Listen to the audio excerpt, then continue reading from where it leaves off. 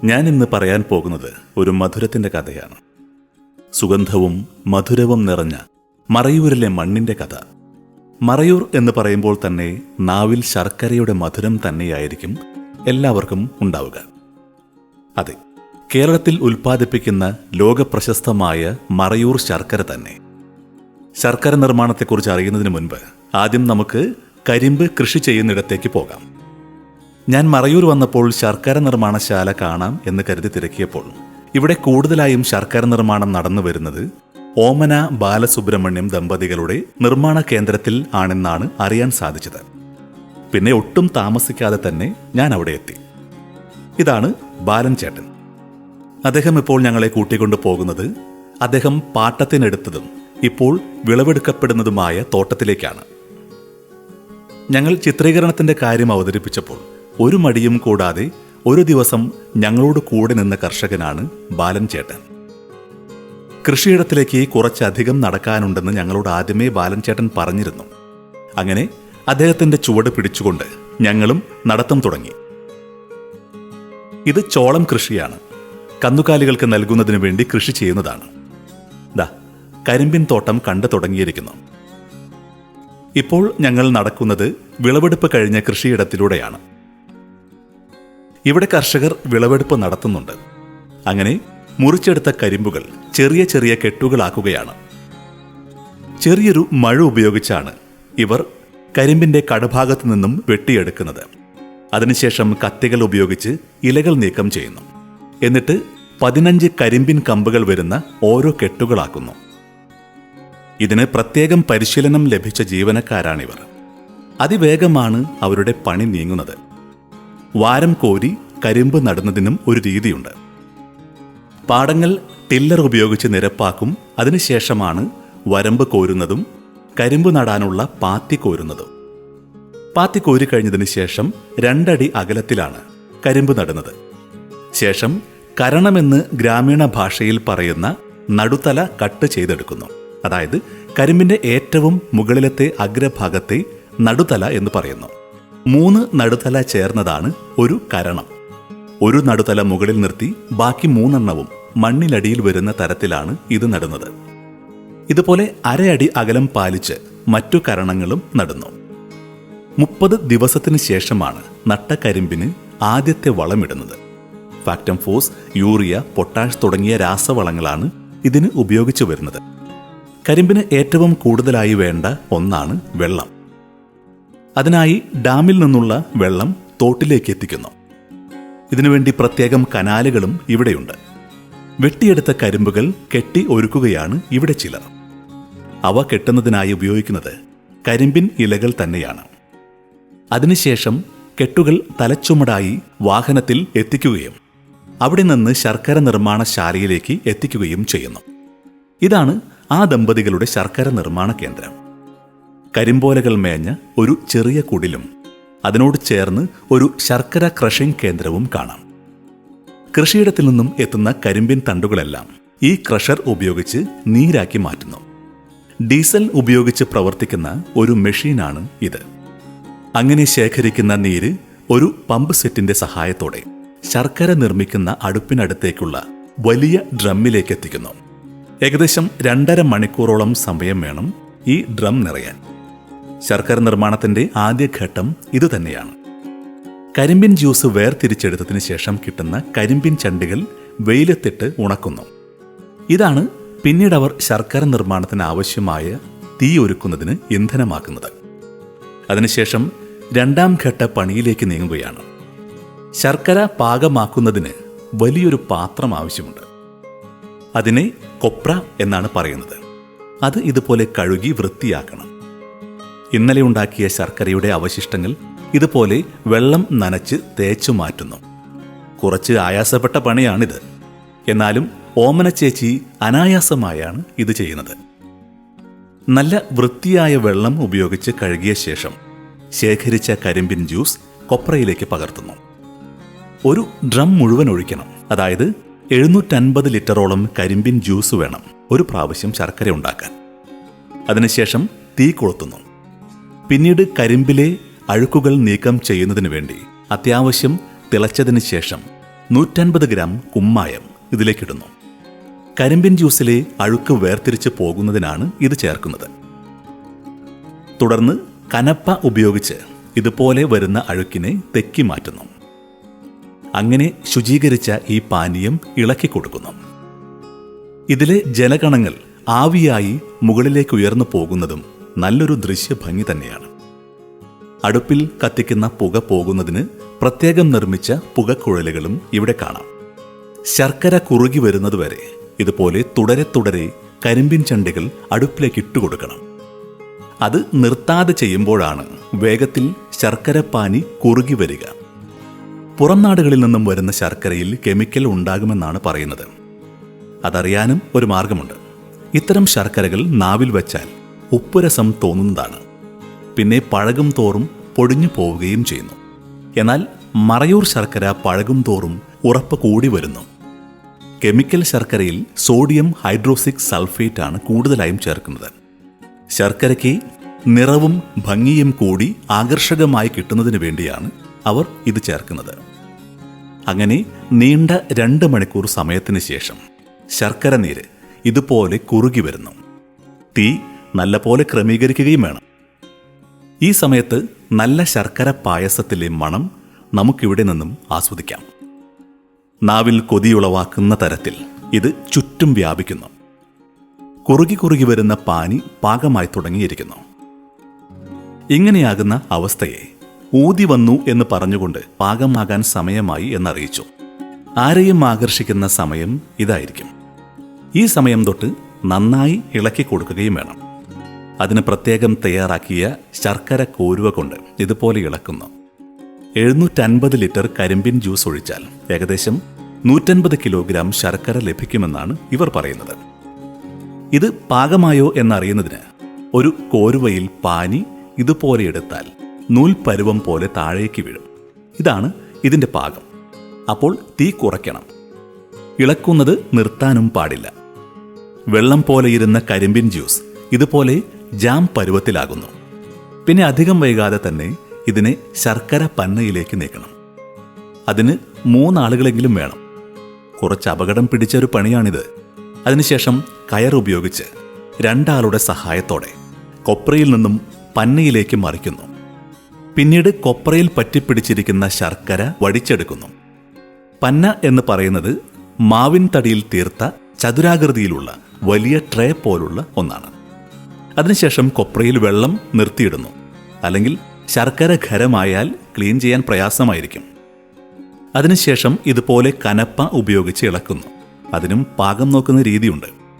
ശേഷം ഇത് 2ആയി പകുത്തു മാറ്റുന്നു. പകുതിയിൽ അങ്ങാടി മരുന്നുകൾ ചേർത്ത മസാല ശർക്കരയാക്കി മാറ്റുന്നു. അതിനുവേണ്ടി ഏലം, ചുക്ക്, ജീരകം എന്നിവ നന്നായി പൊടിച്ചെടുത്ത മിശ്രിതമാണ് ചേർക്കുന്നത്. എന്നിട്ട് നന്നായി ഇതിനെ മറിക്കണം. ഇപ്പോൾ സദ്യക്ക് തയ്യാറാക്കുന്ന ശർക്കര വരട്ടിയുടെ മണമാണ് വരുന്നത്. നല്ലതുപോലെ മിശ്രിതം ഇളക്കണം. എല്ലാത്തിനും പ്രത്യേക പരിശീലനവും പ്രവൃത്തി പരിചയവും ആവശ്യമായ മേഖലയാണ് ഇത്.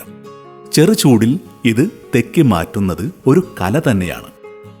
പാകമായ ശർക്കര കയ്യിലെടുക്കാൻ പരുവമാകുമ്പോൾ ശർക്കര കത്തിവെച്ച് ഒരു സ്ഥലത്ത് നിന്ന് മറ്റൊരു സ്ഥലത്തേക്ക് കൂട്ടിയിടുന്നു.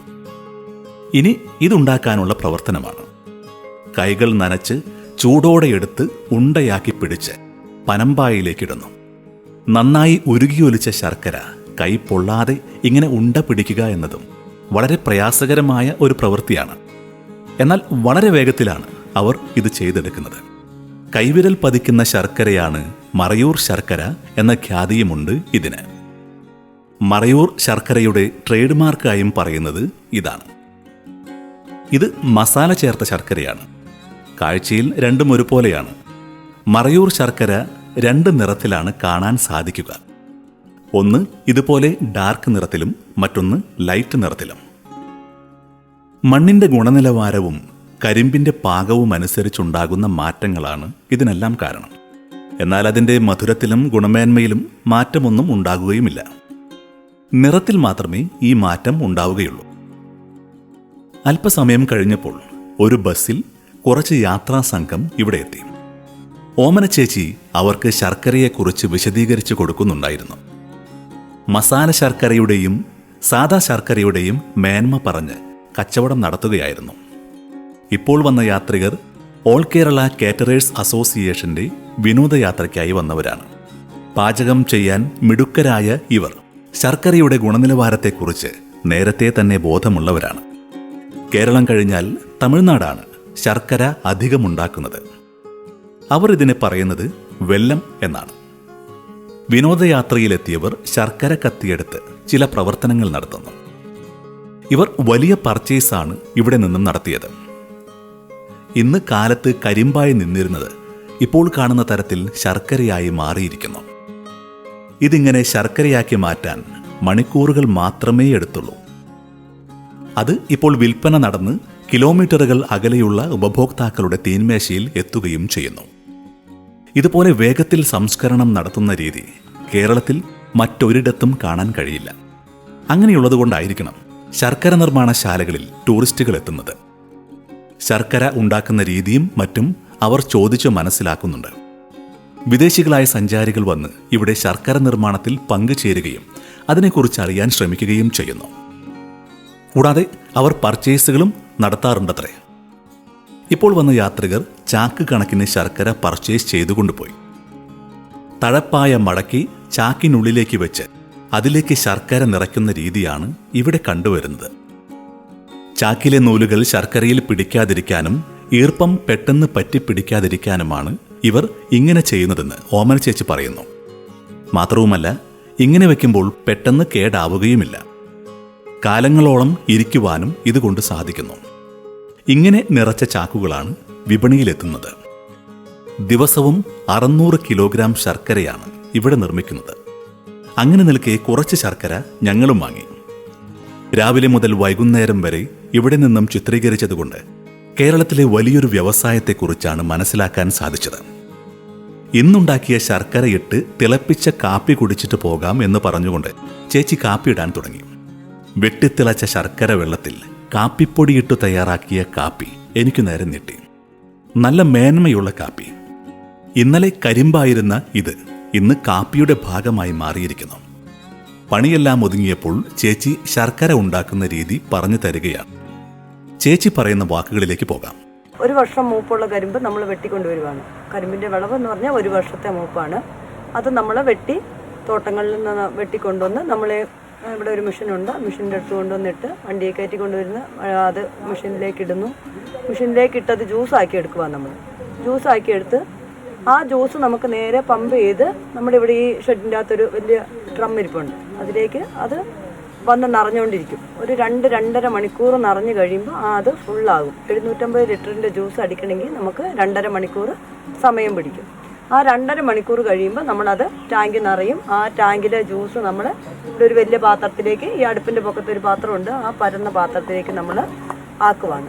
ആക്കിയിട്ട് അതിൻ്റെ കൂടെ നമ്മളിപ്പോൾ 750 ലിറ്റർ ജ്യൂസ് എന്ന് പറഞ്ഞാൽ ഒരു 180 ഗ്രാം 150 ഗ്രാം അത് ആ കരിമ്പിനനുസരിച്ച്. ഒത്തിരി മൂപ്പ് കൂടിയ കരിമ്പാണെങ്കിൽ നമുക്കൊരു 100 ഗ്രാമോളമൊക്കെ കുമ്മായപ്പൊടി ചേർത്ത് കഴിയുമ്പോൾ നമുക്കത് ശരിയാകും. ഇളവ് കുറഞ്ഞ കരിമ്പാണെങ്കിൽ അതിലൊരു 150 ഗ്രാം 200 ഗ്രാമിൻ്റെ ഉള്ളിൽ നമ്മൾ ആ സാധനം ചേർക്കണം. ചേർത്തില്ലെങ്കിൽ നമുക്ക് ഈ ശർക്കര ഉറച്ച് കിട്ടില്ല. ഈ കുമ്മായം നമ്മൾ ചേർക്കണമെന്ന് പറഞ്ഞാൽ നമ്മുടെ ഈ ജ്യൂസ് ഈ വലിയ പാത്രത്തിലേക്ക് പകർത്തുമ്പോൾ തന്നെ ആ കുമ്മായം നമ്മൾ ചേർക്കുവാണ്. ചേർത്തിട്ട് ഇതിൽ ഈ പാത്രത്തിൻ്റെ അടിയിൽ കൂടെ നമ്മൾ അടുപ്പിൽ തീ കൊടുക്കും. അതിൻ്റെ അഴുക്കുകൾ തിളച്ച് മേളിലേക്ക് വരുമ്പോഴത്തേക്കും നമ്മളത് ഒരു കണ്ണാപ്പ പോലത്തെ തവിയും കൊണ്ട് കോരി പുറത്തേക്ക് കളയും. പുറത്തേക്ക് കളഞ്ഞു കഴിഞ്ഞാൽ അത് നല്ല തെളിഞ്ഞ ജ്യൂസ് ആകുമ്പോഴത്തേക്കും നമ്മളത് നിർത്തും. ആ കോരുന്ന ഇത് ആ പദം മാറിക്കഴിയുമ്പോൾ നമ്മൾ നിർത്തിയിട്ട് നമ്മളത് തിളപ്പിക്കുവാണ്. 4 മണിക്കൂർ അല്ലെങ്കിൽ 3 മണിക്കൂർ. വിളവ് കൂടിയ കരിമ്പാണെങ്കിൽ 3 മണിക്കൂറും കൊണ്ട് നമുക്കിത് പാകമാകും. വിളവ് ഇച്ചിരി കുറഞ്ഞ കരിമ്പൊക്കെ ആണെങ്കിൽ 3-3.5 മണിക്കൂർ 4 മണിക്കൂർ സമയം നമുക്കെടുക്കും. അതങ്ങനെ തിളച്ച് കുറുകി നമുക്കറിയാം. നമ്മളൊരു സാധനം കുറുകി കഴിയുമ്പോൾ നമ്മൾ ഇളക്കാൻ തുടങ്ങും. ഇളക്കി കഴിയുമ്പോൾ ഈ സാധനം നമുക്ക് കട്ടയായിട്ട് നൂൽപ്പരുവം കഴിഞ്ഞ് അത് നൂൽപ്പരുവം കഴിഞ്ഞ് നല്ല കട്ട തിക്കായ പരുവം വരുമ്പോഴത്തേക്കും നമ്മളൊന്ന് ഇളക്കി നോക്കുമ്പോൾ അറിയാം ചെറിയ കൊമളകൾ ഈ നീര് പാത്രത്തിൽ നിന്ന് പറന്ന് തെറിച്ച് പോകുന്നതായിട്ട് കാണാം. അപ്പോൾ നമുക്ക് ഈ പാത്രം പാകമായി എന്നുള്ളൊരു കണ്ടീഷൻ നമുക്ക് തന്നെ തോന്നും. അല്ലെങ്കിൽ നമ്മളത് അങ്ങനെ അറിയാത്തവരാണെങ്കിൽ അത് പാത്രത്തിൽ പച്ചവെള്ളം കോരി വെച്ചുകൊണ്ട് ആ തിളച്ചുകൊണ്ടിരിക്കുന്നത് പച്ചവെള്ളത്തിലൊന്ന് കൈ മുക്കിയിട്ട് അത് കോരി വെള്ളത്തിലേക്ക് ഇട്ട് നോക്കുമ്പോൾ ഒടിയുന്ന ഒരു പരുവം വരും. അപ്പോൾ നമ്മളത് പാകമായി എന്ന് നമ്മൾ ഇങ്ങോട്ട് മറിക്കും. ഇങ്ങോട്ട് മറിക്കണമെന്ന് പറഞ്ഞാൽ ഇത് വലിയ അപകടം പിടിച്ച പണിയാണ്, വലിയൊരു അടുപ്പാണത്. ഒന്ന് പാത്രം കറങ്ങി കഴിഞ്ഞാൽ നമ്മൾ അകത്തേക്ക് പോകും, അതുപോലത്തെ കണ്ടീഷനാണ്. അപ്പോൾ അതിൻ്റെ ഒരു ബാലൻസ് കിട്ടുന്ന ആൾക്കാരാണ് അത് നിന്ന് 4 പേര് നിൽക്കും, അപ്പുറത്തും ഇപ്പുറത്തും ഈ 2 പേര് നിന്ന് 4 പേര് നിന്ന് പിടിച്ച് തരുമ്പോൾ ഇവിടുന്ന് ഒരാൾ അല്ലെങ്കിൽ 2 ആൾ ബാലൻസ് കൂടിയ നമ്മൾ സാധനത്തിൻ്റെ അനുസരിച്ച് നമ്മൾ ആൾ നിന്ന് പിടിച്ചിങ്ങോട്ടും മറിക്കും. അപ്പോൾ ഈ മരപാത്രത്തിലേക്ക് മറിച്ച് കഴിഞ്ഞിട്ട് ആ പാത്രത്തിൻ്റെ സൈഡിലൊക്കെ കുറേശ്ശെ കയറ്റി കൊടുക്കും. ഒത്തിരി ജ്യൂസ് ആണെങ്കിൽ അല്ലെങ്കിൽ നമ്മൾ അതിൻ്റെ ഉള്ളിൽ തന്നെ ഇട്ട് ഇളക്കിയാൽ മതി. ഇളക്കി കുറച്ച് നേരം കഴിയുമ്പോൾ ഒരു അരമണിക്കൂറൊക്കെ കഴിയുമ്പോൾ ഇത് ഡ്രൈ ആയി വരും. ഡ്രൈ ആയി വരും എന്ന് പറഞ്ഞാൽ നമുക്ക് നല്ല കൈ കൊണ്ട് വാരി ഉണ്ടയാക്കുന്ന ആ പരുവം. അത് നമ്മളായി കഴിയുമ്പോഴത്തേക്കും നമുക്കറിയാം ഈ സാധനം നമുക്ക് ഉരുട്ടാറായി എന്നുള്ളത്. അത് നമ്മൾ കൂട്ടി ചേർത്തിട്ട് നല്ല ചൂടായിരിക്കും, കൈ പൊള്ളുന്ന ചൂടായിരിക്കും. അത് കൂട്ടി ചേർത്തിട്ട് ആ ചൂട് നമ്മൾ ലേശം കയ്യിൽ ഒട്ടിപ്പിടിക്കാണ്ടിരിക്കാൻ വേണ്ടി വെള്ളം തൊട്ട് ഉരുട്ടി നമ്മളിങ്ങനെ ഓലപ്പ വിരിച്ച് കണ്ടില്ലേ പായുടെ വിരിച്ച് ഈ പായുടെ മേളിൽ ഇങ്ങനെ ഇട്ടേക്കും. അല്ലെങ്കിൽ നമ്മൾ ആ പാത്രത്തിൻ്റെ ഉള്ളിൽ തന്നെ ഉരുട്ടി ഇടാം. അങ്ങനെ ഇട്ടാണ് ഈ സാധനം അതിൻ്റെ ചൂടാറി കഴിയുമ്പോൾ നമ്മൾ ശർക്കരയായിട്ട് ഉപയോഗിക്കുന്നത്. ഇതിൻ്റെ അകത്തുനിന്ന് ഇപ്പോൾ അപൂർവം സ്ഥലത്തൊക്കെ വെളുത്ത ശർക്കര എന്ന് പറഞ്ഞ് വരുന്നുണ്ട്. അത് നമ്മുടെ ഇവിടെ നമ്മൾ ഉണ്ടാക്കുന്നില്ല, വെളുത്ത ശർക്കര നമ്മൾ ചെയ്യുന്നില്ല. അപൂർവം ചില കരിമ്പിന് ഇച്ചിരി നിറവ്യത്യാസങ്ങൾ വരും. അത് നമുക്ക് നേച്ചുറലായിട്ട് കിട്ടുന്ന ഒരു നിറമുണ്ട്, ഒരു ലൈറ്റ് മഞ്ഞ നിറം കിട്ടും. അല്ലാണ്ട് വെളുത്ത ശർക്കരകളൊക്കെ വരുന്നത് മറ്റേ കെമിക്കൽ ചേർത്താണ്. എപ്പോഴും നമുക്ക് വെളുത്ത ശർക്കര കിട്ടില്ല, അത് അപൂർവമായിട്ടേ കിട്ടുള്ളൂ. ചില കരിമ്പിന് മാത്രമേ അങ്ങനെ കിട്ടുള്ളൂ. ഏറ്റവും കൂടുതൽ വിളവ് കൂടിയ കരിമ്പ് അങ്ങനെയുള്ള വരുമ്പോഴാണ് കരിമ്പ് കിട്ടുന്നത്. മഴയില്ലാത്ത സമയത്തൊക്കെ ഒരുമാതിരി നല്ല മണ്ണിൻ്റെ ഈർപ്പം ഒക്കെ മാറിക്കഴിയുമ്പോൾ ഇച്ചിരി വെളുത്ത ശർക്കര കിട്ടും. അല്ലാണ്ട് നമുക്ക് വെളുത്ത ശർക്കര കിട്ടാൻ ചാൻസ് ഇല്ല. നമുക്ക് എപ്പോഴും കരിമ്പിൻ്റെ നിറം, കരിമ്പിൻ്റെ നമ്മുടെ ശർക്കര ഒറിജിനലായിട്ട് കിട്ടുന്ന കറുത്ത ശർക്കര തന്നെയാണ്. പിന്നെ നമ്മൾ ഈ വെളുത്ത ശർക്കര എന്ന് പറഞ്ഞാൽ അതിൻ്റെ കൂടെ കെമിക്കലുണ്ട്. ഇത് വെളുക്കാൻ വേണ്ടി ചേർക്കുന്ന ഹൈഡ്രജൻ സൾഫേറ്റ് എന്ന് പറയും, സോഡിയം ഹൈഡ്രജൻ സൾഫേറ്റ്. ഈ സാധനമാണ് നമ്മുടെ ഈ കരിമ്പ് നീരിൻ്റെ കൂടെ ചേർത്ത് തിളപ്പിച്ച് വെളുപ്പിക്കുന്നത്. നമുക്കിവിടെ കിട്ടുന്നതെന്ന് പറഞ്ഞാൽ നമ്മളിവിടെ 2, 3, 4 തരം ശർക്കരയാണ് ഇപ്പോൾ ഉണ്ടാക്കുന്നത്. അത് എന്നാന്ന് പറഞ്ഞാൽ ഞാൻ 4 തരം ഉണ്ടാക്കാൻ തുടങ്ങിയത് നിങ്ങൾ ഇപ്പോൾ വന്ന് പോകുന്ന ഈ ടൂറിസ്റ്റുകൾ തന്നെയാണ് നമ്മൾ ഇതിനൊരു പ്രോത്സാഹനം തന്നത്. എന്നു പറഞ്ഞാൽ ഞങ്ങൾ ചുക്ക്, ഏലക്ക, ജീരകം ചേർത്തൊരു ശർക്കര ഉണ്ടാക്കി തുടങ്ങി. അപ്പോഴത്തേക്കും അവർക്കത് ടേസ്റ്റ് കണ്ടു കഴിഞ്ഞപ്പോൾ ചേച്ചി ഇതല്ല ഇനി വേറെ വെറൈറ്റി നിങ്ങൾ ഉണ്ടാക്കുമോ എന്ന് ചോദിച്ചു. എന്താന്ന് ചോദിച്ചു കഴിഞ്ഞപ്പോൾ അവർ പറഞ്ഞു മരുന്നിൻ്റെ ശർക്കര, ചുക്ക് കാപ്പി അങ്ങനെയുള്ള ശർക്കരയൊക്കെ നിങ്ങൾ ഉണ്ടാക്കാൻ പറഞ്ഞു. ഞങ്ങളോട് പ്രോത്സാഹനം തന്നു. ഞാനത് ഉണ്ടാക്കി. അതിൽ നല്ലൊരു വിജയമാണ് എനിക്ക് കിട്ടിയത്. ഇപ്പം നിങ്ങൾ വന്നപ്പോൾ തന്നെ കണ്ടില്ലേ ഇത്രയും പേര് ഈ സാധനങ്ങൾ മേടിക്കുന്നത്. അപ്പം അതുപോലെ എല്ലാവരും ഈ സാധനം ഇവിടെ തന്നെ വന്ന് വാങ്ങുവാണ്. നമ്മൾ 4 തരം ശർക്കരയാണ് ഉണ്ടാക്കുന്നത്. ചുക്ക്, കുരുമുളക്, ചുക്ക്, ഏലക്ക, ജീരകം, ആയുർവേദ മരുന്ന്, ഇങ്ങനെ നോർമൽ ശർക്കര, ഇങ്ങനെ 4 ടൈപ്പ് ശർക്കരയാണ് ഉണ്ടാക്കുന്നത്. അതിൽ നമ്മൾ 180 രൂപയ്ക്കാണ് ഞാനിവിടെ മറ്റേ ശർക്കര വിൽക്കുന്നത്. 80 രൂപയാണ് നമ്മുടെ നാച്ചുറൽ ശർക്കര, കരിമ്പ് നീര് മാത്രമാക്കുന്ന ശർക്കര. പിന്നെ ഏലക്ക, ജീരകം ചേർക്കുന്നത് 140 രൂപയ്ക്കാണ് ഇപ്പോൾ വിൽക്കുന്നത്.